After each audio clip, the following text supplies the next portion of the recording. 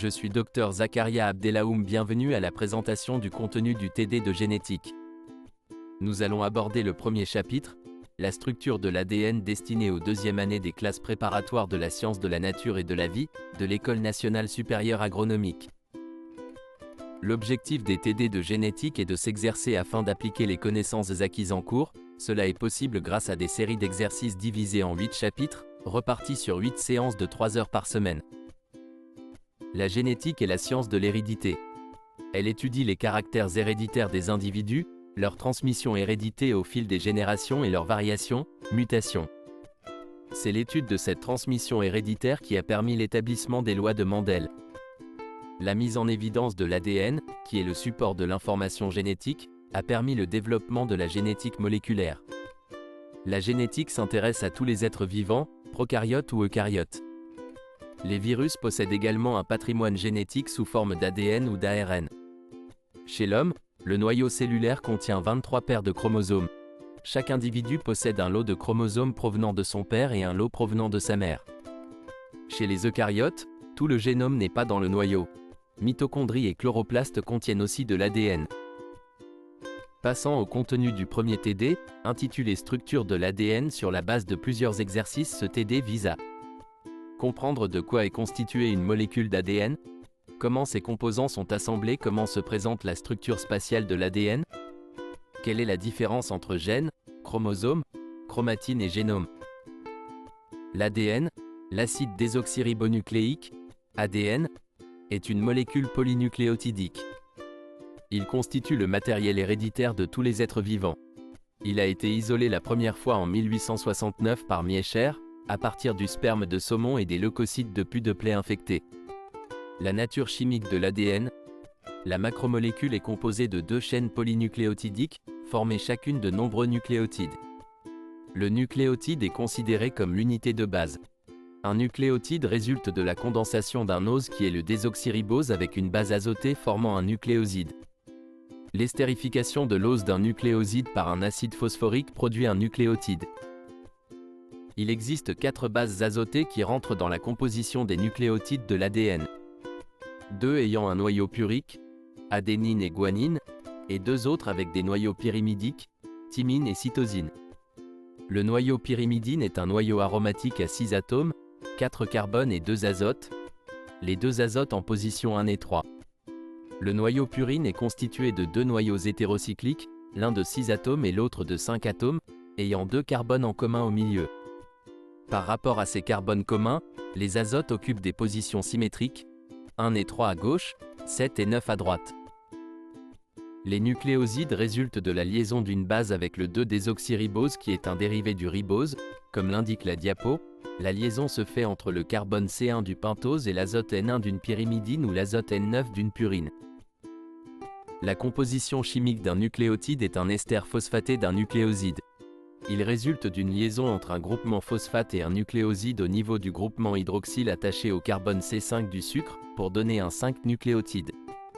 La liaison entre nucléotides, liaison phosphodiester 3, 5, dans une molécule d'ADN, les différents nucléotides sont liés de façon covalente pour former une longue chaîne de polymères par liaison covalente entre phosphate et sucre, figure 3. Dans tout nucléotide, le phosphate attaché au groupement hydroxyle en position 5 d'un sucre est lié à son tour au groupement hydroxyle en position 3 du sucre du nucléotide suivant. La structure spatiale de l'ADN, elle est composée de 2 chaînes antiparallèles d'ADN qui s'enroulent. Les bases aussi bien puriques que pyrimidiques sont des molécules planes. Dans la double hélice, les plans de chacune des bases d'un brin sont parallèles entre eux et perpendiculaires à l'axe de l'hélice. La distance entre les plans de chaque base est de 3,4 ampères-degrés. Il y a 10 paires de bases par tour d'hélice. Son pas est donc de 34 ampères-degrés. Chaque brin de la double hélice possède une extrémité 5 phosphate et à l'autre bout une extrémité 3 hydroxyle libre, constituant ainsi une séquence orientée. Les 2 brins sont dits antiparallèles. Il est à noter que la stabilité de la double hélice est due principalement aux liaisons hydrogènes entre les bases complémentaires de chacun des 2 brins, ainsi qu'aux interactions hydrophobes électrostatiques des bases successives empilées dans la structure de l'hélice, dont la distance varie entre 0,26 et 0,37 nanomètres. Les molécules d'ADN présentent les caractéristiques suivantes. Quelle que soit l'origine de l'ADN, Le nombre de purines est toujours égal au nombre de pyrimidines, pur égale PYR, ou encore A plus G égale T plus C. Les fractions molaires sont telles que A égale T et C égale G. Cette caractéristique est connue sous le nom de la règle de Chargaff, 1940. Les proportions A plus T et G plus C ne sont pas égales et varient de 25 à 75%. Le gène est un segment spécifique d'ADN qui code pour un caractère. Il est considéré comme le support physique d'un trait phénotypique héritable. Cette dernière définition allie des aspects structurels, segments d'ADN sur un chromosome, et fonctionnels.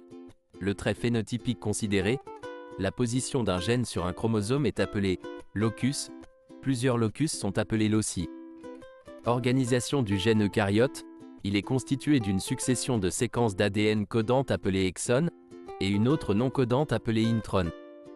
Les exones et intrones sont encadrés par des séquences de démarrage de la transcription et de régulation en 5, et de séquences de terminaison en 3. Organisation du gène prokaryote. Les gènes prokaryotes sont rassemblés en opérons, structure qui renferme plusieurs gènes, impliqués dans une même voie métabolique, sous le contrôle d'un même promoteur. On retrouve donc au sein d'un même ARN, des séquences codant pour plusieurs protéines.